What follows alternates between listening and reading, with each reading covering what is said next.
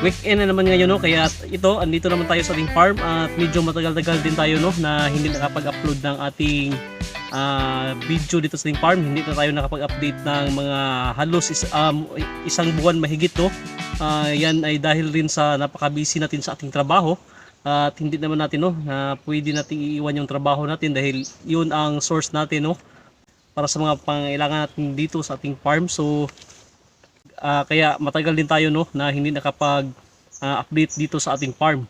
Ngayong araw, no, ay masaya tayo dahil andito na, natanggap na natin, no, yung ating Google AdSense natin na hinihintay natin ito, no, ng halos mga 6 na buwan since nag-apply tayo ng ating PIN verification, no, ng ating Google AdSense. So ito na nga, natanggap na natin. So tuloy-tuloy na rin tayo, no, sa ating pag-upload ng ating mga video dito sa ating farm. Mag-update tayo sa ating farm dahil meron na tayong Google AdSense PIN. So ito nga pala sa ating kiliran, no, ito yung mga seedlings natin, no, na mga sili. Ito ay itatanim natin, no, i-transplant natin ito next week. So update tayo next week, no, dahil i-transplant natin itong ating mga seedling ng sili. So nasa mga 400 plus siguro or 500 seedlings na mga sili na ito, no. Ang mga sili na ito ay ito yung mga native na mga sili, no, kung saan ito ay gagamitin sa paggawa, no, ng bottled sardines dito sa aming lugar, dahil ang lugar namin, yung Dipolog City, ay ito yung tinatagurian, no, na bottled sardines capital ng Pilipinas. So ito yung mga itinanim natin, no. Ito yung isa sa mga main crop natin dito, no, yung sili, dahil kahit anong panahon ay maibibenta natin ito at hindi tayo, no, mamumroblema kung sino yung bibili, dahil mayroong mga gumagawa, no, ng mga bottled sardines kung saan ito ay isa sa pinaka importanteng ingredients, no, sa paggawa ng bottled sardines. So hindi pwede nagagawa ng bottled sardines kung walang sili. So bawat bottled sardines ay siguro mga 6 to 4 pieces, no, na sili ang ilalagay ng ating ng sili, no. Kaya napaka-importante, no, ng sili dito sa aming lugar. Ngayong araw, no, ay i-share ko din sa inyo kung paano natin mapanatiling fertile yung ating mga itlog, no, kahit na sa mga 3 linggo na yung mga itlog natin. So ito kasi ay very useful, no, sa mga kagaya natin na maliit lang, no, yung ating mga egg production araw-araw, tapos gusto natin, no, na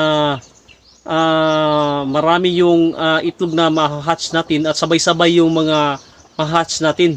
So ganito, no, yung pamamaraan natin. So siguro marami na nakaalam nito, no, sa mga nagmamanok na, pero ito ay para sa mga hindi pa, no, nakaalam kung paano natin mapanatiling fertile yung mga itlog ng ating mga manok. So ito, no, yung isang pamamaraan natin kung paano natin mapanatiling fertile yung mga itlog natin kahit na sa mga 3 linggo na. So inilagay natin yung itlog natin dito sa mababang portion, no, ng ating refrigerator, sa ating chiller. So dito natin nilagay, no, yung ating mga itlog. So ito may mga pizza, no, kung kailan natin ito nakolekta. So ito ay nakolekta natin, no, noong February 15. So ito rin ay meron din tayong February 1, no, na nakolekta natin. So dito kahit mga 3 linggo siya, no, ay fertile pa rin yung mga itlog natin. So bago natin ito ipalimliman or di kaya ilagay sa incubator ay ilagay muna natin, no, sa open air.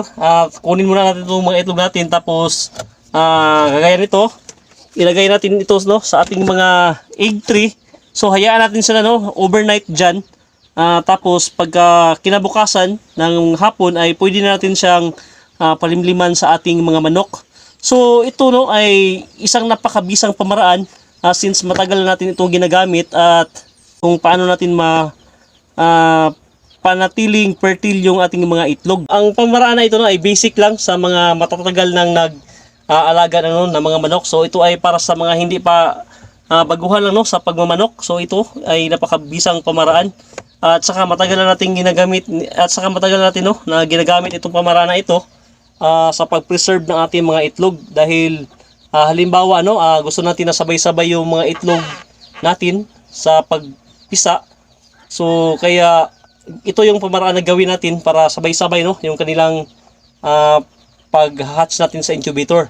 So ang refrigerator na ito no ay ito yung lumang ref natin sa bahay at ito rin ay magsisilbi natin no na cold storage facility dito sa ating farm dahil halimbawa dito meron tayong inilagay no na mga sili. So ang mga sili na ito no ay mga 1 week na mahigit simula nung harvest natin, pero kung tingnan nyo ay hindi pa rin siya nasisira no, hindi pa rin siya nabubulok, fresh na fresh pa rin yung mga sili natin dito. So ayan siya no. So ganitong mga sili no yung gagamitin sa paggawa ng bottled sardines. So ganitong mga sili no, hindi siya gaano kalaki. So maliliit lang na mga sili. So ilagay natin dito no sa rep yung ating mga sili para hindi siya madaling masira, hindi siya daling mabubulok dahil pag nasa open air lang ito, mga 1 linggo ay malalanta na sila no. So ganito, kahit hinog na siya pero ayan, hindi pa rin fresh pa rin yung mga sili natin. So siguro by Monday ibenta natin ito no. Dagdagan natin ito para maibenta natin sa ating buyer. So ito no yung kagandahan pag meron tayong cold storage facility no. Ito ay pinaayos na natin na refrigerator dahil sira na ito no dati. So ayan, merong bagong inilagay dyan na tubo para magsilbing lamino dahil mayroon siyang singaw. Hindi siya nakapag umaandar yung makina niya, tapos hindi siya magigilo no, kaya ito pinayos natin para magamit natin dito sa farm. So ito no, mayroon pa tayong sili dito sa ibaba. So ganito mga sili no, yung ating mga ibibenta sa mga gumagawa ng bottled sardines dito sa aming lugar.